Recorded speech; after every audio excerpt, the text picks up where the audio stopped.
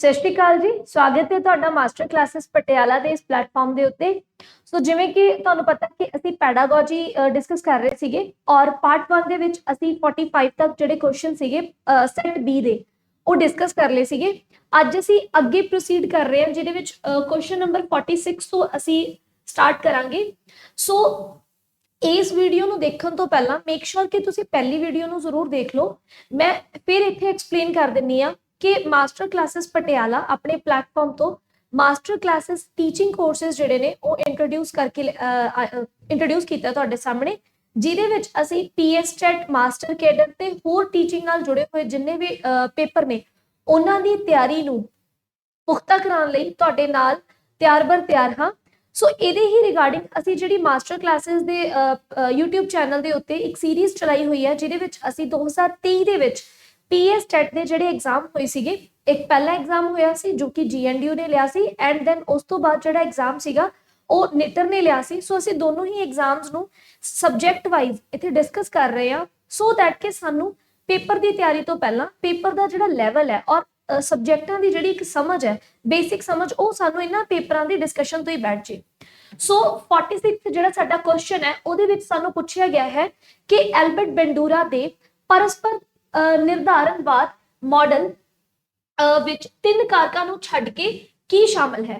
ਸੋ Albert ਬੈਂਡੂਰਾ ਨੇ intelligence ਦੇ ਉੱਤੇ ਕੰਮ ਕੀਤਾ ਸੀ ਐਂਡ ਇੰਟੈਲੀਜੈਂਸ ਦੇ ਉੱਤੇ ਜਦੋਂ ਉਹ ਕੰਮ ਕਰਦੇ ਨੇ ਤਾਂ ਉਹ ਆਪਣੇ ਅਲੱਗ-ਅਲੱਗ ਫੈਕਟਰ ਜਿਹੜੇ ਨੇ, ਅਲੱਗ-ਅਲੱਗ ਕਾਰਕ ਜਿਹੜੇ ਨੇ ਉਹਨਾਂ ਬਾਰੇ ਗੱਲ ਕਰਦੇ ਨੇ, ਜਿਹਦੇ ਵਿੱਚ ਉਹਨਾਂ ਨੇ ਇੱਕ ਜਿਹੜੀ ਰੈਸੀਪ੍ਰੋਕਲ ਡਿਟਰਮਿਨਿਜ਼ਮ ਆ ਉਹਦੇ ਬਾਰੇ ਗੱਲ ਕੀਤੀ ਸੀ, ਜਿਹਦੇ ਵਿੱਚ ਉਹਨਾਂ ਨੇ ਕੀ ਕਿਹਾ ਸੀ ਕਿ ਇੱਕ ਵਿਅਕਤੀ ਜਿਹੜਾ ਹੈ ਉਹ ਕਿਵੇਂ ਸੋਚਦਾ ਹੈ, ਕਿਵੇਂ ਵਿਵਹਾਰ ਕਰਦਾ ਹੈ ਤੇ ਉਹਦਾ ਵਾਤਾਵਰਨ ਕੀ ਹੈ। ਯਾਨੀ ਕਿ ਉਹਨਾਂ ਨੇ ਇੱਕ ਵਿਅਕਤੀ ਦੀ ਵੀ ਗੱਲ ਕੀਤੀ ਹੈ, ਉਹਨਾਂ ਨੇ ਉਸ ਵਿਅਕਤੀ ਦਾ ਸਮਾਜ ਦੇ ਵਿੱਚ ਵਿਚਰਨ ਦਾ ਜੋ ਤਰੀਕਾ ਆ ਉਹਦੀ ਵੀ ਗੱਲ ਕੀਤੀ ਹੈ ਤੇ ਇਹਦੇ ਨਾਲ ਹੀ ਉਹਨਾਂ ਨੇ ਗੱਲ ਕੀਤੀ ਹੈ ਕਿਸੇ ਵੀ ਵਿਅਕਤੀ ਦੇ ਆਲੇ ਦੁਆਲੇ ਉਹਦੇ ਵਾਤਾਵਰਨ ਦੀ, ਜਿਸ ਦਾ ਪ੍ਰਭਾਵ ਸਿੱਧੇ ਤੌਰ ਦੇ ਉੱਤੇ ਉਸ ਵਿਅਕਤੀ ਦੇ ਉੱਤੇ ਪੈਂਦਾ ਹੈ। ਪਰ ਜੇ ਮੈਂ ਗੱਲ ਕਰਦੀ ਹਾਂ ਆਪਸ਼ਨਸ ਦੀ, ਤਾਂ ਆਪਸ਼ਨਸ ਦੇ ਵਿੱਚ ਮੇਰੇ ਕੋਲ ਉਹਨਾਂ ਦੇ ਬਿਹੇਵੀਅਰ ਯਾਨੀ ਕਿ ਵਿਵਹਾਰ, ਵਿਅਕਤੀ, ਜੈਨੇਟਿਕਸ ਔਰ ਵਾਤਾਵਰਨ ਯਾਨੀ ਕਿ এনवायरमेंट ਦੀ ਗੱਲ ਕੀਤੀ ਗਈ ਹੈ। ਸੋ ਜਿਹੜੇ ਸਾਡੇ ਐਲਬਰਟ ਬੈਂਡੂਰਾ ਸੀਗੇ ਉਹਨਾਂ ਨੇ ਵਿਵਹਾਰ ਦੀ ਗੱਲ ਵੀ ਕੀਤੀ ਹੈ, ਵਿਅਕਤੀ ਦੀ ਗੱਲ ਵੀ ਕੀਤੀ ਹੈ, ਵਾਤਾਵਰਨ ਦੀ ਗੱਲ ਵੀ ਕੀਤੀ ਹੈ, ਪਰ ਉਹਨਾਂ ਨੇ ਕਿਤੇ ਵੀ ਜੈਨੇਟਿਕਸ ਦੀ ਜਿਹੜੀ ਗੱਲ ਹੈ ਉਹ ਨਹੀਂ ਕੀਤੀ। ਸੋ ਇੱਥੋਂ ਸਾਡੇ ਕੋਲ ਬਿਲਕੁਲ ਕਲੀਅਰ ਹੋ ਜਾਂਦਾ ਹੈ ਕਿ ਜੋ ਜੈਨੇਟਿਕਸ ਹੈ ਉਹ ਇਸ ਕੁਐਸਚਨ ਦਾ ਬਿਲਕੁਲ ਸਹੀ ਆਪਸ਼ਨ ਹੋ ਜਾਂਦਾ ਹੈ, ਕਿਉਂਕਿ ਐਲਬਰਟ ਬੈਂਡੂਰਾ ਨੇ ਕਿਤੇ ਵੀ ਇਸ ਚੀਜ਼ ਦੀ ਗੱਲ ਨਹੀਂ ਕੀਤੀ। ਉਹਨਾਂ ਦਾ ਮੇਨ ਜਿਹੜਾ ਕੰਮ ਸੀਗਾ ਉਹ ਕੰਮ ਹੀ ਇਸ ਮੁੱਦੇ ਦੇ ਉੱਤੇ ਸੀਗਾ ਕਿ ਕਿਸੇ ਵਿਅਕਤੀ ਦੇ ਉੱਤੇ ਉਹਦੇ ਆਲੇ ਦੁਆਲੇ ਦਾ ਤੇ ਉਹਦੇ ਜਿਹੜੇ ਰਿਸ਼ਤੇ ਨੇ ਉਹਨਾਂ ਦਾ ਕੀ ਪ੍ਰਭਾਵ ਪੈਂਦਾ, ਉਹ ਕਿਸ ਤਰੀਕੇ ਦੇ ਨਾਲ ਉਹਨਾਂ ਦੇ ਨਾਲ ਰਿਐਕਟ ਕਰਦਾ ਆ। ਸੋ ਨੈਕਸਟ ਕੁਐਸਚਨ ਵੱਲ ਪ੍ਰੋਸੀਡ ਕਰਦੇ ਹਾਂ ਅਸੀਂ। ਤਾਂ 47th ਜਿਹੜਾ ਕੁਐਸਚਨ ਹੈ ਇਹਦੇ ਵਿੱਚ ਮੈਨੂੰ ਇੱਕ ਕੰਡੀਸ਼ਨ ਦਿੱਤੀ ਹੋਈ ਹੈ, ਜਿਹਦੇ ਵਿੱਚ ਪੁੱਛਿਆ ਹੋਇਆ ਕਿ ਇੱਕ ਕਲਾਸਰੂਮ ਹੈ ਜਿਸ ਵਿੱਚ ਵੱਖ-ਵੱਖ ਸੱਭਿਆਚਾਰਕ ਪਿਛੋਕੜ ਦੇ ਵਾਲੇ ਵਿਦਿਆਰਥੀ ਇੱਕ ਸਾਂਝੇ ਟੀਚੇ ਤੱਕ ਪਹੁੰਚਣ ਲਈ ਇੱਕ ਪ੍ਰੋਜੈਕਟ ਦੇ ਵੱਖੋ ਵੱਖਰੇ ਹਿੱਸੇ ਕਰਕੇ ਸਹਿਯੋਗ ਕਰਦੇ ਹਨ। ਪੈਡਾਗੋਜੀ ਦੇ ਵਿੱਚ ਕਲਾਸਰੂਮ ਜਿਹੜੀ ਹੈ ਉਹਦੇ ਅਲੱਗ-ਅਲੱਗ ਟਾਈਪਸ ਨੂੰ ਅਸੀਂ ਡਿਸਕਸ ਕਰਦੇ ਹਾਂ। ਇਹਦੇ ਉੱਤੇ ਪੂਰਾ ਦਾ ਪੂਰਾ ਇੱਕ ਡਿਟੇਲਡ ਲੈਕਚਰ ਜਿਹੜਾ ਆ ਉਹ ਅਸੀਂ ਆਉਣ ਵਾਲੇ ਦਿਨਾਂ ਦੇ ਵਿੱਚ ਲੈ ਕੇ ਆਵਾਂਗੇ। ਹਾਲ ਦੀ ਘੜੀ ਅਸੀਂ ਸਿਰਫ ਇੱਕ ਵਾਰ ਜਿਹੜੀ ਸਟੇਟਮੈਂਟ ਹੈ ਮੈਂ ਪਹਿਲਾਂ ਉਹਨੂੰ ਥੋੜਾ ਈਜ਼ੀ ਕਰਕੇ ਸਮਝਾ ਦਵਾਂ ਕਿ ਇੱਕ ਅਧਿਆਪਕ ਹੈ ਜੋ ਚਾਹੁੰਦਾ ਹੈ ਕਿ ਪੂਰਾ ਇੱਕ ਮੰਨ ਲਓ ਉਹਨਾਂ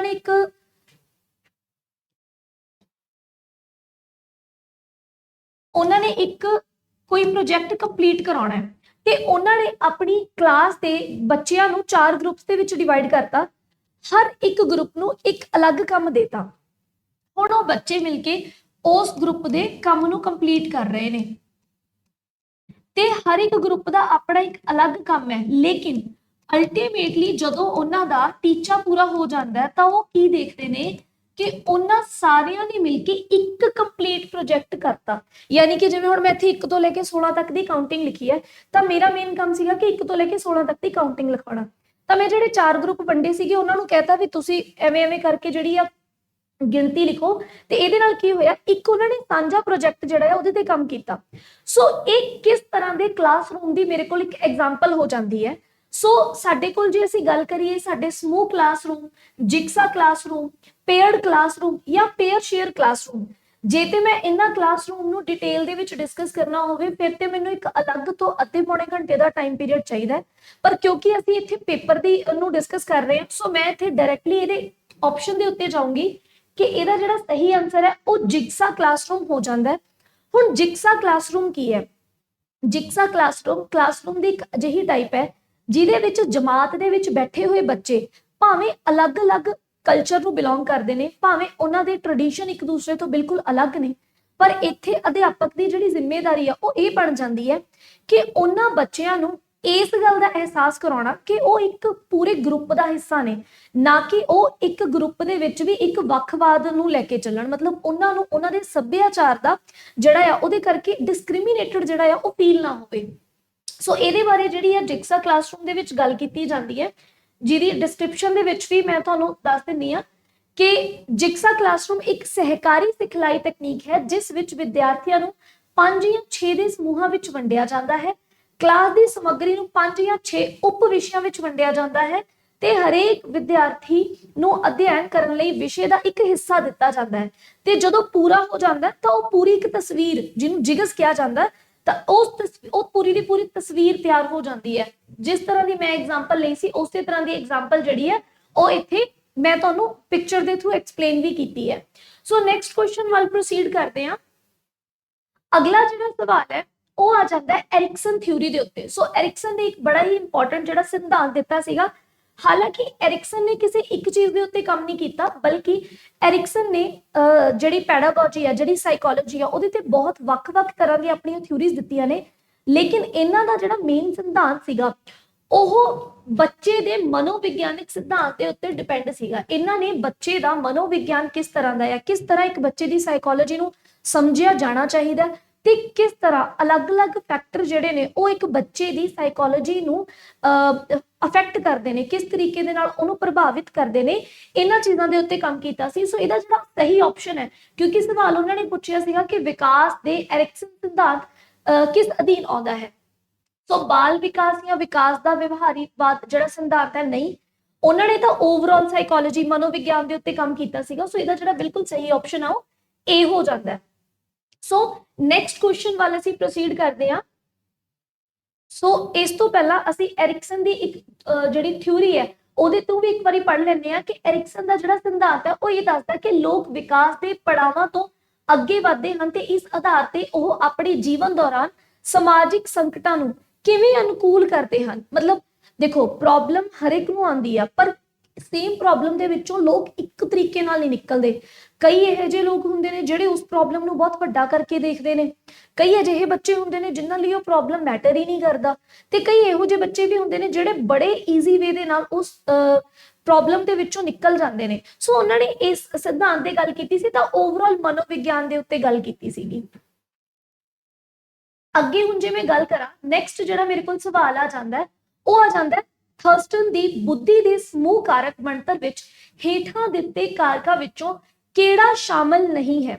ਸੋ ਮੈਂ ਥਰਸਟਨ ਗਰੁੱਪ ਫੈਕਟਰ ਜਦੋਂ ਤੱਕ ਐਕਸਪਲੇਨ ਨਹੀਂ ਕਰ ਦਿੰਦੀ ਉਦੋਂ ਤੱਕ ਮੈਂ ਇਸ ਸਵਾਲ ਦੇ ਜਵਾਬ ਨੂੰ ਸਹੀ ਤਰੀਕੇ ਨਾਲ ਨਹੀਂ ਸਮਝਾ ਸਕਦੀ।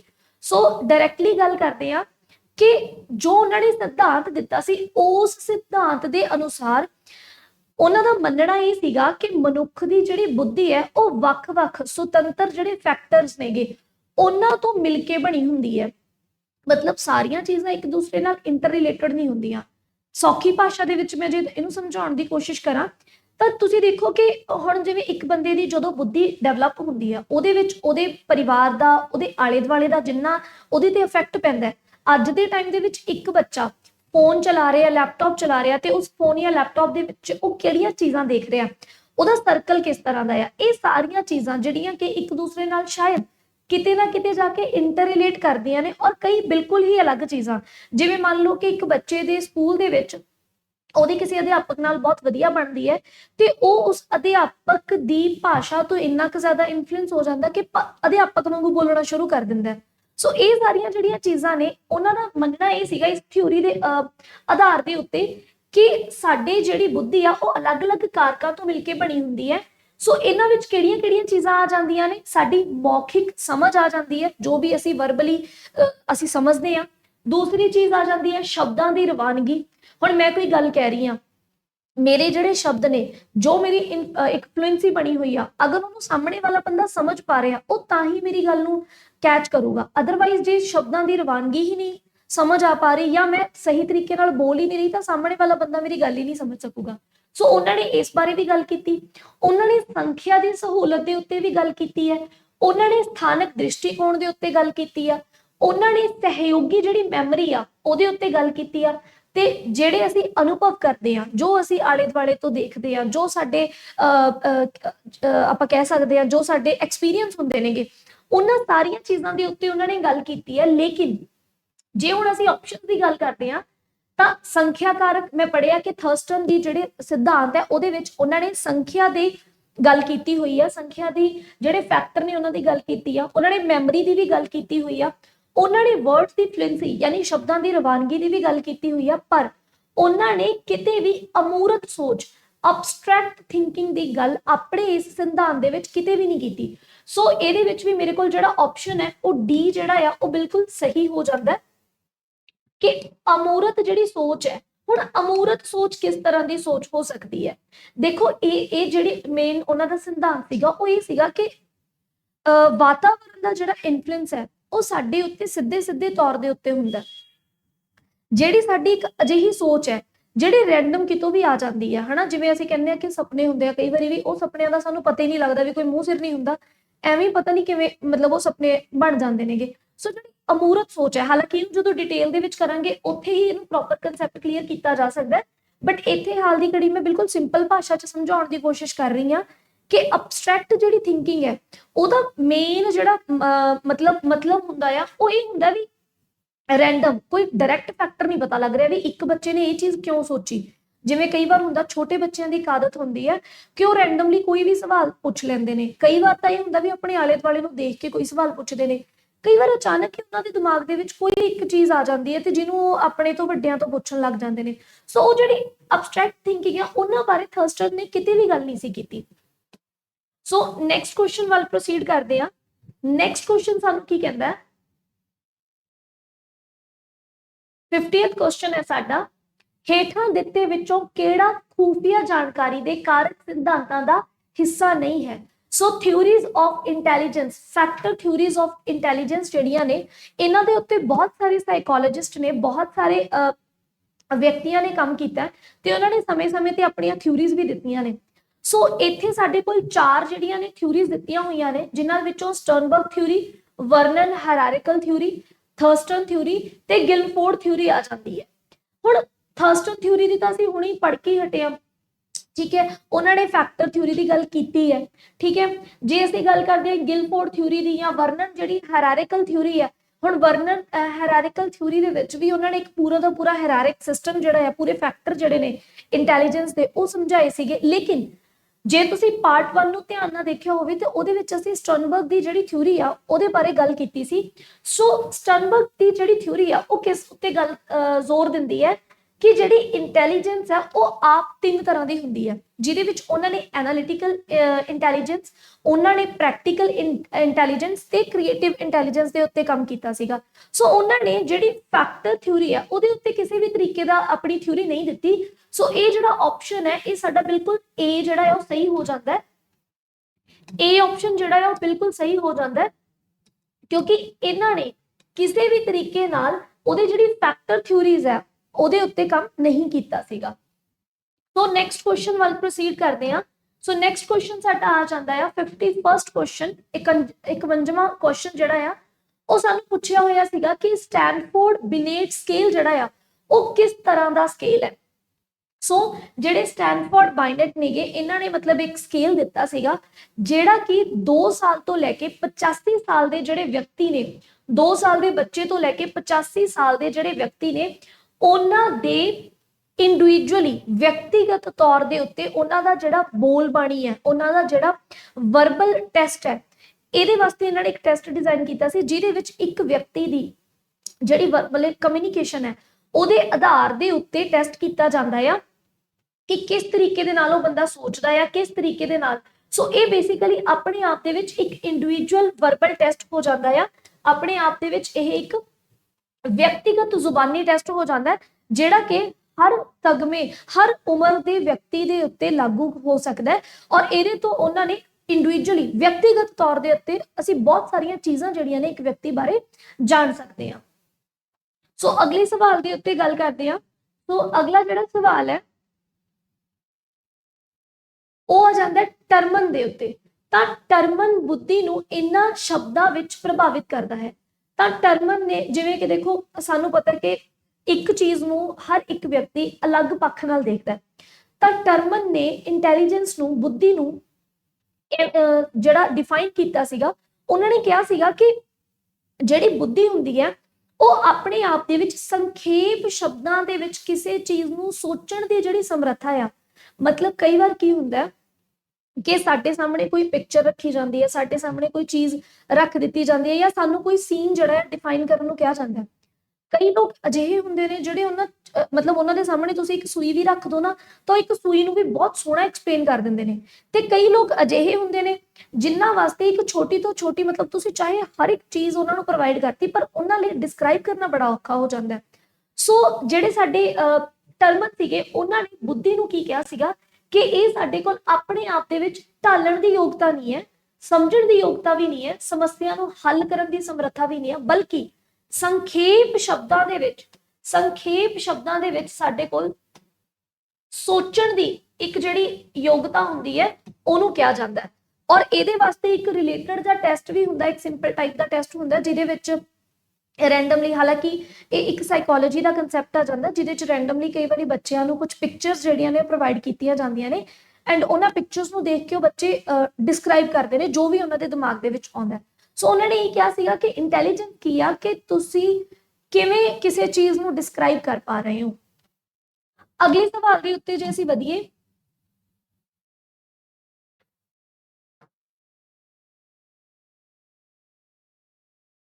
तो अगले सवाल के उत्ते अगर असीं वधीए तो अगला जिहड़ा सवाल है, हालांकि देखो तुसीं हर एक स्लाइड दे नाल मैं कोशिश की है कि मैं जिन्ना क एक्सप्लेन कर सकां वो नाल नाल एक्सप्लेनेशन दिंदी रहां।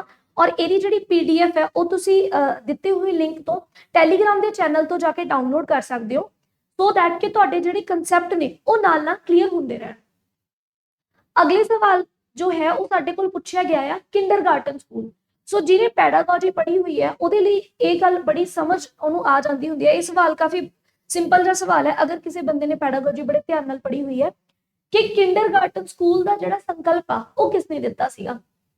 तां जे तुसीं फ्रैडरिक फ्रॉबेल के बारे सुनिया होवे तां फ्रैडरिक फ्रॉबेल जिहड़े ने वो एक जर्मन पैडागॉग सीगे। उन्होंने बच्चियां दी मनोविग्यान के उत्ते बहुत काम किया सी और उन्होंने जर्मनी दे विच पहला किंडरगार्टन स्कूल जिहड़ा आ वो ओपन किया सी। इन्हां दे अकॉर्डिंगली इन्हां दा जिहड़ा मेन सिद्धांत सीगा, इन्हां दी सोचनी ये सी कि जिहड़े बच्चे हुंदे ने, जिहड़े बिल्कुल छोटे बच्चे हुंदे ने, वो पौधियां दी तरह हुंदे ने ते जिहड़ा एक अध्यापक हुंदा आ वो एक माली दी तरह हुंदा जिन्हें इन्हां पौधियां नूं फलन फुੱਲਣ ਦੇ ਵਿੱਚ मदद करनी ਹੁੰਦੀ है। जिस तरीके दे नाल माली सही समय के उत्ते एक पौधे नूं पानी खाद आदि प्रोवाइड करता है, उस तरीके दे नाल अगर बच्चों नूं सही समय के उत्ते प्रॉपर गाइडेंस मिले तो वह बच्चों की जिहड़ी डेवलपमेंट है बड़ी सही होगी। सो इहदा जिहड़ा आंसर है वो फ्रैडरिक फ्रॉबेल हो जाता है, जो कि एक जर्मन पर्सन सीगे जिन्हां ने किंडरगार्टन और इन्हां नूं फादर ऑफ किंडरगार्टन के नाम तो भी जानिया जाता है। सो नैक्सट जिहड़ा साडे कोल क्वेश्चन आ जाता है 54th क्वेश्चन, जिहदे विच की पुछया गया सीगा कि प्रभावी डोमेन जिन्हों कि अंग्रेजी दे विच असीं इफेक्टिव डोमेन कहने आ, इहदे विच सिੱਖਣ दे जिहड़े नतीजे ने उन्हां दी श्रेणियां नूं सही क्रम विच लगाओ। तां जिहड़ा साडे कोल एक प्रभावी डोमेन हुंदा आ, इहदी मैं एक सिंपल जी एग्जांपल दसदी हां। हुण तुसीं सिੱਖਣ दे नतीजिਆਂ ਦੀ श्रेणी देखो, सब तो पहला असीं किसी भी चीज़ नूं रिसीव करते हैं, प्राप्त करते हैं, ठीक है। ਜਦੋਂ ਅਸੀਂ ਉਸ ਚੀਜ਼ ਨੂੰ ਪ੍ਰਾਪਤ ਕਰ ਲੈਂਦੇ ਹਾਂ, ਹੁਣ ਜਿਵੇਂ ਮੈਂ ਤੁਹਾਡੇ ਤੋਂ ਕੋਈ ਸਵਾਲ ਪੁੱਛਾਂ ਤਾਂ ਤੁਸੀਂ ਪਹਿਲਾਂ ਮੇਰੇ ਸਵਾਲ ਨੂੰ ਸਮਝੋਗੇ, ਕੈਚ ਕਰੋਗੇ, ਰਿਸੀਵ ਕਰੋਗੇ, ਉਸ ਤੋਂ ਬਾਅਦ ਉਸ ਸਵਾਲ ਦਾ ਤੁਸੀਂ ਰਿਸਪੌਂਡ ਕਰੋਗੇ, ਤੁਸੀਂ ਉਸ ਗੱਲ ਨੂੰ ਮੈਨੂੰ ਜਵਾਬ ਦਿਓਗੇ, ਠੀਕ ਹੈ। ਰਿਸਪੌਂਡ ਕਰਨ ਤੋਂ ਬਾਅਦ ਫਿਰ ਉਹਦਾ ਮੁਲਾਂਕਣ ਹੋਊਗਾ ਕਿ ਤੁਸੀਂ ਜਿਹੜਾ ਜਵਾਬ ਦਿੱਤਾ ਆ ਉਹ ਕਿਸ ਤਰੀਕੇ ਨਾਲ ਜਿਹੜਾ ਤੁਸੀਂ ਮੈਨੂੰ ਐਕਸਪਲੇਨ ਕੀਤਾ।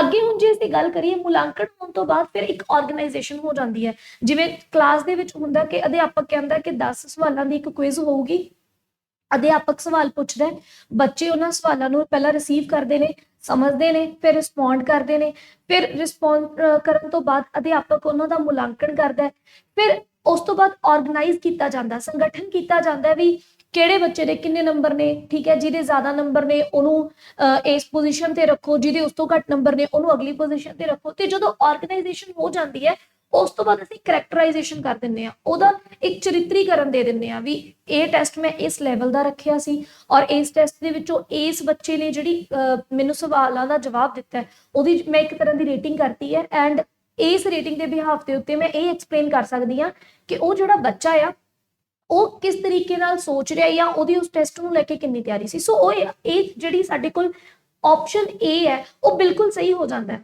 ਹੁਣ ਜਦੋਂ ਇਹ ਪੇਪਰ ਆਇਆ ਸੀਗਾ ਤਾਂ ਪੇਪਰ ਆਉਣ ਦੇ ਸਮੇਂ ਕੀ ਪ੍ਰੋਬਲਮ ਹੋ ਗਈ ਸੀ ਕਿ ਪ੍ਰਿੰਟਿੰਗ ਦੇ ਟਾਈਮ ਆਪਸ਼ਨ ਏ ਤੇ ਆਪਸ਼ਨ ਸੀ ਦੋਨੋਂ ਹੀ ਸੇਮ ਪ੍ਰਿੰਟ ਹੋ ਗਏ ਸੀਗੇ। ਤੁਸੀਂ ਦੇਖੋ ਰਿਸੀਵਿੰਗ, ਰਿਸਪੌਂਡਿੰਗ, ਵੈਲਿਊਇੰਗ, ਆਰਗੇਨਾਈਜੇਸ਼ਨ ਐਂਡ ਕਰੈਕਟਰਾਈਜੇਸ਼ਨ। ਸੋ ਇਸੇ ਕਰਕੇ ਇਹਦਾ ਜਿਹੜਾ ਆਨਸਰ ਹੈ ਉਹ ਏ ਤੇ ਸੀ, ਦੋਨੋਂ ਹੀ ਆਪਸ਼ਨਸ ਹੋ ਜਾਂਦੀਆਂ ਨੇ।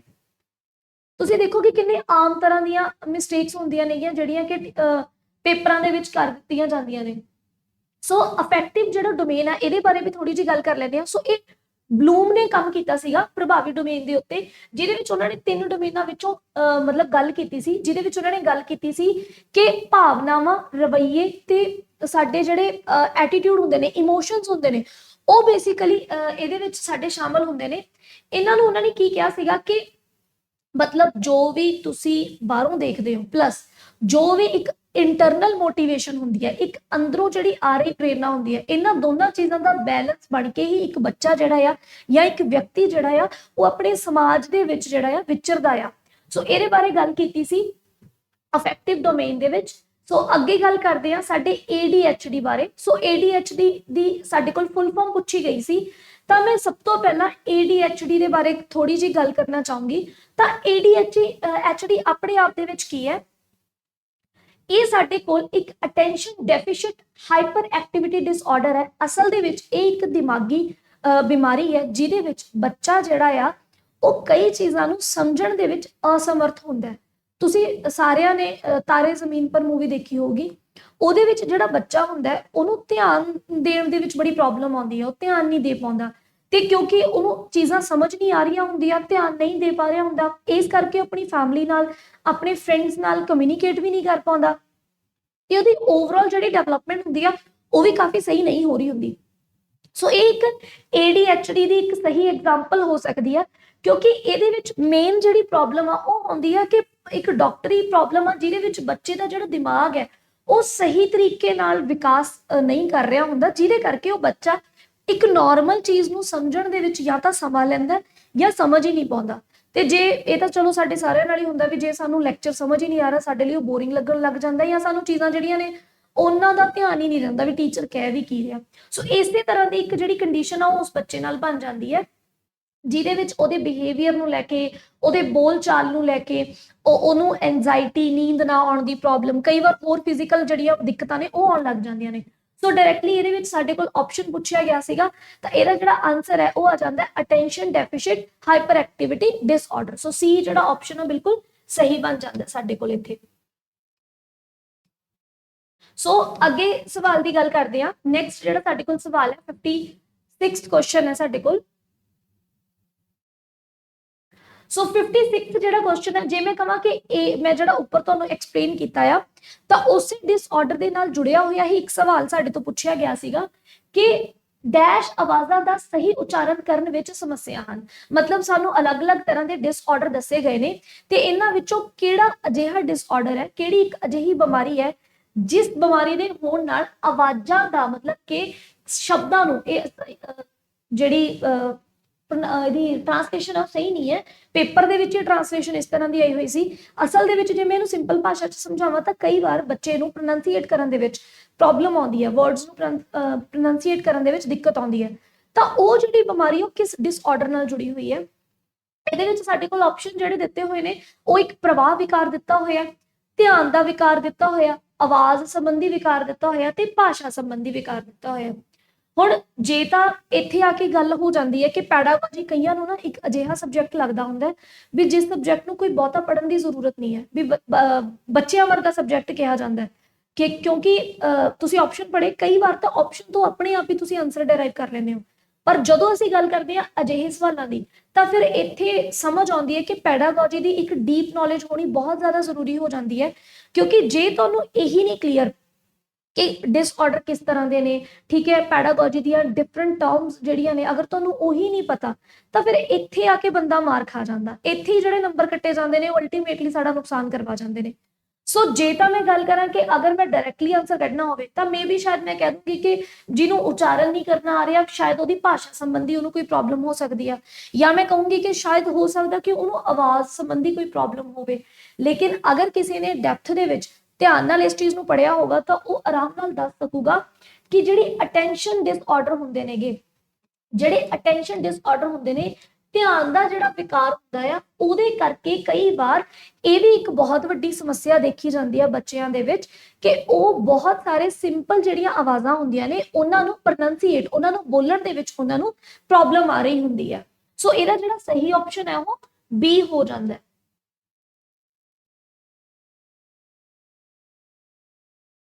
ਸੋ ਜੇ ਮੈਂ ਗੱਲ ਕਰਾਂ ਕਿ ਇਸ ਤਰ੍ਹਾਂ ਦੇ ਜਿਹੜੇ ਡਿਸਆਰਡਰ ਹੁੰਦੇ ਨੇ, ਇਹ ਸਾਡੇ ਕੋਲ ਜਿਹੜੀ ਅਟੈਂਸ਼ਨ ਡੈਫੀਸ਼ੀਐਂਟ ਡਿਸਆਰਡਰ ਹੈ ਜਾਂ ਅਟੈਂਸ਼ਨ ਡੈਫੀਸ਼ੀਐਂਟ ਹਾਈਪਰ ਐਕਟੀਵਿਟੀ ਡਿਸਆਰਡਰ ਹੈ, ਜਿਹੜੇ ਕਿ ਅਸੀਂ ਪਹਿਲਾਂ ਡਿਸਕਸ ਕੀਤੇ ਨੇ, ਉਹਨਾਂ ਦੇ ਅੰਡਰ ਹੀ ਇਹ ਡਿਸਆਰਡਰ ਆ ਜਾਂਦੇ ਹੁੰਦੇ ਨੇਗੇ।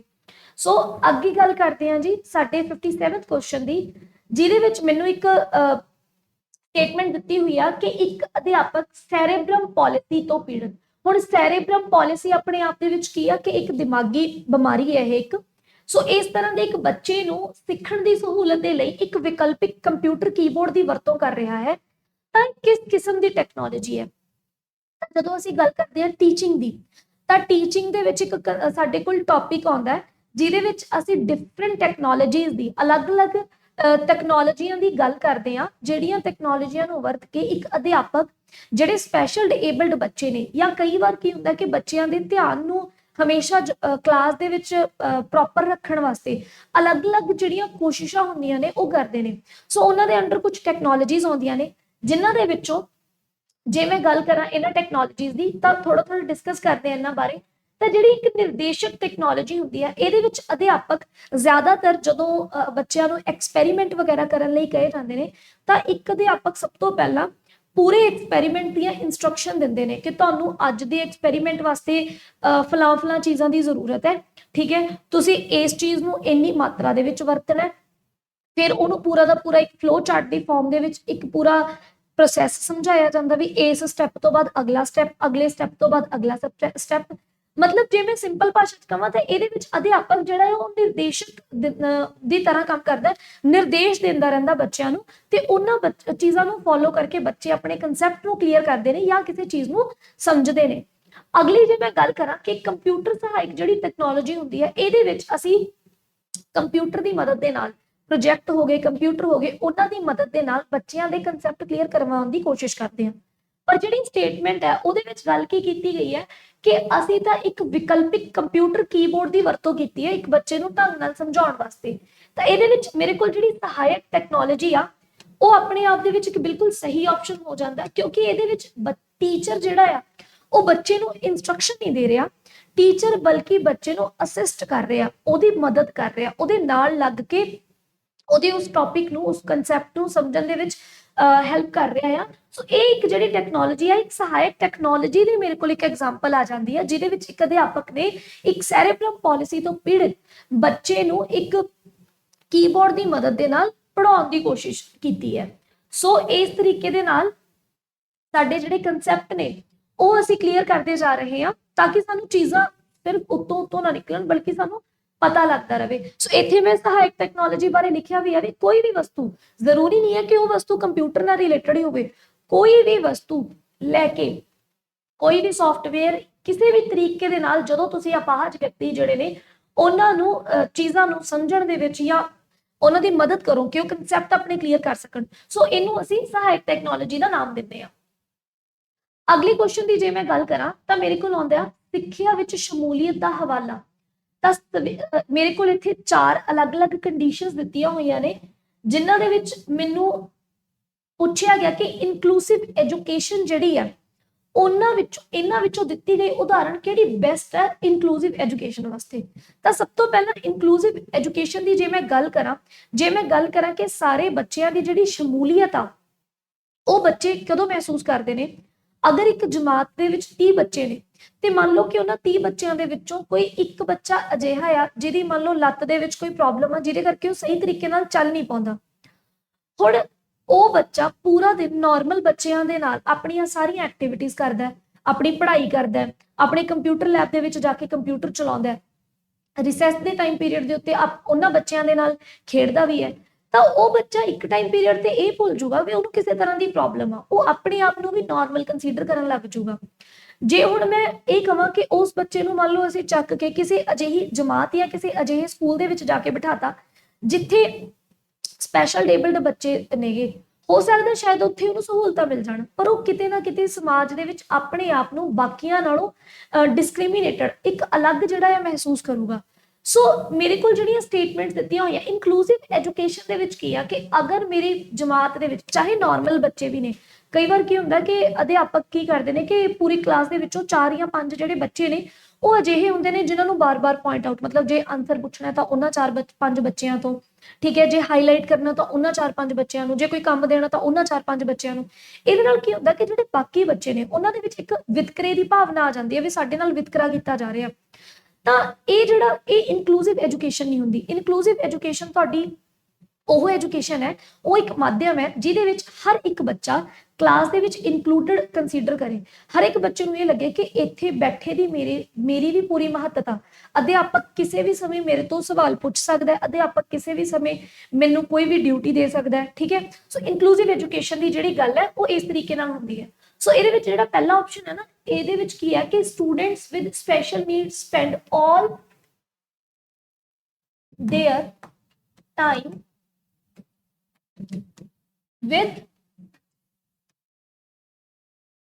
normal students,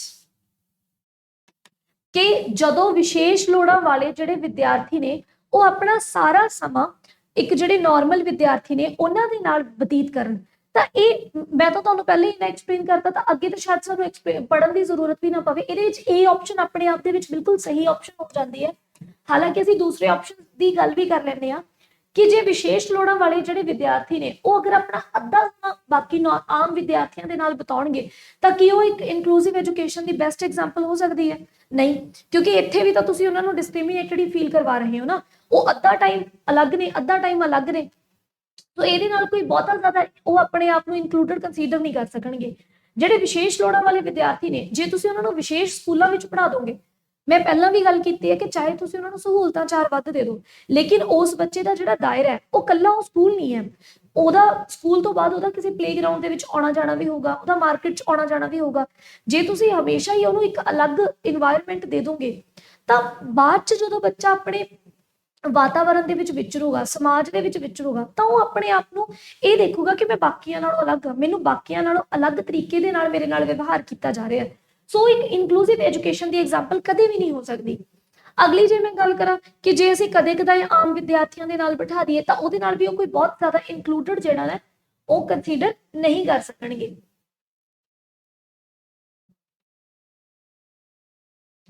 ਸੋ ਇੱਥੇ ਵੀ ਜਿਵੇਂ ਦੇਖੋ ਕਿ ਇਨਕਲੂਸਿਵ ਜਿਹੜੀ ਐਜੂਕੇਸ਼ਨ ਹੈ ਇਹਦੇ ਵਿੱਚ ਮੈਂ ਕਿਉਂਕਿ ਪੂਰਾ ਐਕਸਪਲੇਨ ਕਰ ਹੀ ਚੁੱਕੀ ਹਾਂ, ਮੈਨੂੰ ਲੱਗਦਾ ਨਹੀਂ ਹੈ ਕਿ ਕੋਈ ਪੁਆਇੰਟ ਰਿਹਾ ਹੈ।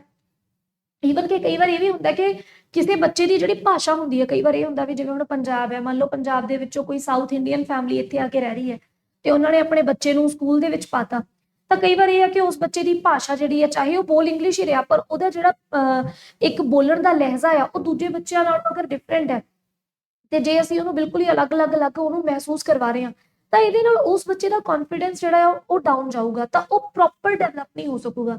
ਤਾਂ ਇਨਕਲੂਸਿਵ ਐਜੂਕੇਸ਼ਨ ਦੇ ਵਿੱਚ ਅਜਿਹਾ ਕੁਝ ਵੀ ਨਹੀਂ ਹੁੰਦਾ, ਉਹਦੇ 'ਚ ਹਰ ਇੱਕ ਤਰ੍ਹਾਂ ਦੀ ਜਿਹੜੀ ਚੀਜ਼ ਹੈ, ਹਰ ਤਰ੍ਹਾਂ ਦੀ ਐਕਟੀਵਿਟੀ ਹੈ ਉਹ ਕਰਵਾਈ ਜਾਂਦੀ ਹੈ ਤਾਂ ਕਿ ਬੱਚੇ ਆਪਣੇ ਆਪ ਨੂੰ ਕਲਾਸ ਦੇ ਵਿੱਚ ਆਪਣੀ ਸ਼ਮੂਲੀਅਤ ਜਿਹੜੀ ਉਹਨੂੰ ਮਹਿਸੂਸ ਕਰ ਸਕਣ। ਅਗਲਾ ਜਿਹੜਾ ਸਵਾਲ ਮੇਰੇ ਕੋਲ ਆ ਜਾਂਦਾ ਕਿ ਬੌਧਿਕ ਅਸਮਰਥਾ ਦਾ ਸਭ ਤੋਂ ਵੱਧ ਪਛਾਣਿਆ ਗਿਆ ਰੂਪ ਜੋ ਕਿ ਜੈਨੇਟਿਕ ਤੌਰ ਤੇ ਪ੍ਰਸਾਰਿਤ ਹੁੰਦਾ ਹੈ। ਅਸਲ ਦੇ ਵਿੱਚ ਇਸ ਸਵਾਲ ਦੇ ਵਿੱਚ ਹੀ ਇਹਦਾ ਜਵਾਬ ਦਿੱਤਾ ਹੋਇਆ। ਤਾਂ ਜੈਨੇਟਿਕ ਕੀ ਹੁੰਦੀ ਹੈ कि ਜਦੋਂ ਇੱਕ ਬੱਚਾ ਮਤਲਬ ਮਾਂ ਦੇ ਗਰਭ ਦੇ ਵਿੱਚ ਬਣਦਾ ਹੈ, ਉਹ ਪ੍ਰੋਸੈਸ ਸ਼ੁਰੂ ਹੀ ਕਿੱਥੋਂ ਹੁੰਦਾ ਹੈ? ਜਦੋਂ ਗੁਣ ਸੂਤਰ ਪਿਤਾ ਔਰ ਮਾਤਾ ਦੇ ਜਿਹੜੇ ਗੁਣ ਸੂਤਰ ਨੇ ਉਹ ਇਕੱਠੇ ਹੁੰਦੇ ਨੇ, ਕ੍ਰੋਮੋਸੋਮਸ ਇਕੱਠੇ ਹੁੰਦੇ ਨੇ, ਤੇ ਉਹਨਾਂ ਕ੍ਰੋਮੋਸੋਮਸ ਦੇ ਤੋਂ ਕੁਝ ਜਿਹੜੇ ਗੁਣ ਨੇ ਬੱਚੇ ਦੇ ਵਿੱਚ ਮਾਂ ਅਤੇ ਬਾਪ ਤੋਂ ਆਉਂਦੇ ਨੇ। ਸੋ ਜਿਹੜੇ ਡਿਸਆਰਡਰ ਸਾਡੇ ਜੀਨਸ ਨਾਲ ਜੁੜੇ ਹੋਏ ਨੇ, ਸਾਡੇ ਜਨਮ ਤੋਂ ਵੀ ਪਹਿਲਾਂ ਤੋਂ, ਸਾਡੇ ਜਨਮ ਤੋਂ ਹੀ ਜਿਹੜੇ ਸਾਡੇ ਡਿਸਆਰਡਰ, ਬਿਮਾਰੀਆਂ, ਕਾਰਕ ਜਿਹੜੇ ਹੁੰਦੇ ਨੇਗੇ, ਉਹਨਾਂ ਨੂੰ ਅਸੀਂ ਜੈਨੇਟਿਕ ਸਿੰਡਰੋਮ ਦੇ ਨਾਮ ਤੇ ਜਾਣਦੇ ਹਾਂ। ਤੇ ਇਹ ਜੈਨੇਟਿਕ ਸਿੰਡਰੋਮ ਅੱਗੇ ਜਾ ਕੇ ਬਹੁਤ ਅਲੱਗ-ਅਲੱਗ ਤਰ੍ਹਾਂ ਦੀਆਂ ਬਿਮਾਰੀਆਂ ਨੂੰ ਜਨਮ ਦੇ ਦਿੰਦੇ ਨੇਗੇ। ਸੋ ਇਹ ਤਾਂ ਬਹੁਤ ਈਜ਼ੀ ਸਵਾਲ ਹੋ ਜਾਂਦਾ, ਕਿਉਂਕਿ ਇਸ ਸਵਾਲ ਦੇ ਜਵਾਬ ਦੇ ਵਿੱਚ ਹੀ ਮੈਨੂੰ ਇਹਦਾ ਜਵਾਬ ਜਿਹੜਾ ਦਿੱਤਾ ਗਿਆ ਸੀਗਾ ਕਿ ਜੈਨੇਟਿਕ ਜਿਹੜੇ ਸਿੰਡਰੋਮ ਹੁੰਦੇ ਨੇ, ਇਹ ਆਪਣੇ ਆਪ ਦੇ ਵਿੱਚ ਉਹ ਸਿੰਡਰੋਮ ਨੇ ਜੋ ਕਿ ਬੌਧਿਕ ਅਸਮਰਥਾ, ਕਈ ਵਾਰ ਕੀ ਹੁੰਦਾ ਕਿ ਬੱਚੇ ਦੀ ਜਿਹੜੀ ਇੰਟੈਲੀਜੈਂਸ ਹੁੰਦੀ ਹੈ ਉਹ ਨੈਚੁਰਲੀ ਜੈਨੇਟਿਕ ਤੌਰ ਤੇ ਹੀ ਅਫੈਕਟਡ ਹੁੰਦੀ ਹੈ। ਸੋ ਉਹ ਜੈਨੇਟਿਕ ਇੱਕ ਸਿੰਡਰੋਮ ਹੋ ਜਾਂਦਾ ਆ। ਸੋ ਲਾਸਟ ਜਿਹੜਾ ਕੁਐਸਚਨ ਹੈ ਉਹਦੇ ਬਾਰੇ ਗੱਲ ਕਰਾਂਗੇ ਇਸ ਤੋਂ ਬਾਅਦ ਅਸੀਂ। ਤਾਂ ਲਾਸਟ ਜਿਹੜਾ ਸਾਡੇ ਕੋਲ ਸਵਾਲ ਆ ਜਾਂਦਾ ਆ, ਉਹ ਆ ਜਾਂਦਾ ਕਿ ਡੈਸ਼ ਆਟਿਜ਼ਮ ਦੇ ਕਲਾਸਿਕਲ ਤੇ ਗੰਭੀਰ ਰੂਪਾਂ ਸਮੇਤ ਆਟਿਜ਼ਮ ਵਿਕਾਰ ਦੀ ਇੱਕ ਵਿਸ਼ਾਲ ਸ਼੍ਰੇਣੀ ਦਾ ਹਵਾਲਾ ਦਿੰਦਾ ਹੈ। ਸੋ ਇਹ ਵੀ ਸਵਾਲ ਬੇਸਿਕਲੀ ਸਾਡਾ ਜਿਹੜਾ ADHD ਵਾਲਾ ਟੌਪਿਕ ਹੈ, ਉਹ ਪੂਰਾ ਦਾ ਪੂਰਾ ਇੱਕ ਟੌਪਿਕ ਹੀ ਇਕੱਠਾ ਹੈ ਡਿਸਆਰਡਰ ਵਾਲਾ, ਉਹਦੇ ਵਿੱਚੋਂ ਹੀ ਇਹ ਸਵਾਲ ਪੁੱਛਿਆ ਗਿਆ ਸੀਗਾ, ਜਿਹਦੇ ਵਿੱਚ ਉਹਨਾਂ ਨੇ ਕੀ ਕਿਹਾ ਸੀਗਾ ਕਿ ਇਹਨਾਂ ਵਿੱਚੋਂ ਕਿਹੜੀ ਚੀਜ਼ ਆ ਜਿਹੜੀ ਰੈਫਰ ਕਰਦੀ ਆ ਬ੍ਰੌਡ ਰੇਂਜ ਆਟਿਜ਼ਮ ਡਿਸਆਰਡਰ ਨੂੰ। ਬ੍ਰੌਡ ਰੇਂਜ ਡਿਸਆਰਡਰ ਕਿਹੜੇ ਹੁੰਦੇ ਨੇ? ਜਦੋਂ ਅਸੀਂ ਗੱਲ ਕਰ ਲਈਏ, ਜਿਵੇਂ ਤੁਸੀਂ ਦੇਖਿਆ ਹੋਣਾ ਵੀ ਕਈ ਵਾਰ ਕੀ ਹੁੰਦਾ, ਹੁਣ ਬੁਖਾਰ ਹੋਣ ਦੇ ਬਹੁਤ ਸਾਰੇ ਕਾਰਨ ਹੋ ਸਕਦੇ ਨੇ।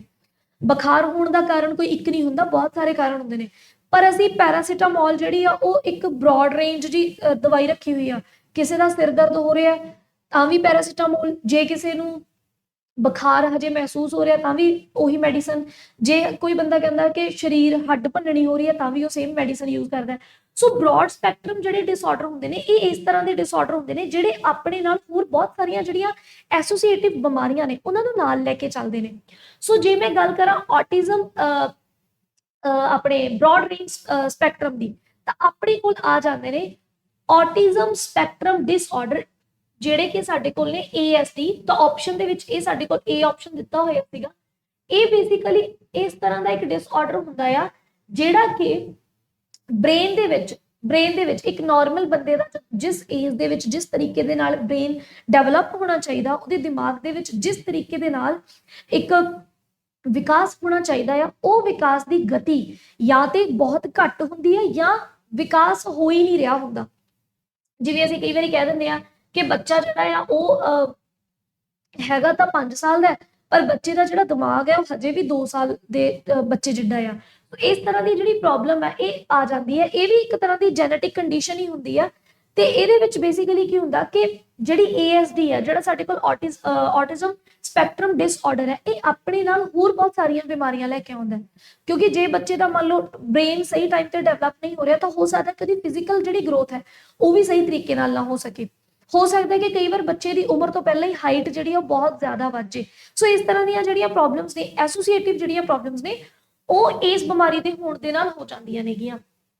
ਸੋ ਅੱਜ ਅਸੀਂ ਪੈਡਾਗੋਜੀ ਦੇ ਜਿਹੜੇ ਪੇਪਰ ਸੀਗਾ ਉਹਦੇ 60 ਦੇ 60 ਸਵਾਲ ਜਿਹੜੇ ਨੇ ਉਹ ਡਿਸਕਸ ਕੀਤੇ ਨੇ ਸਾਡੇ ਦੋਨੋਂ ਪਾਰਟ ਦੇ ਵਿੱਚ।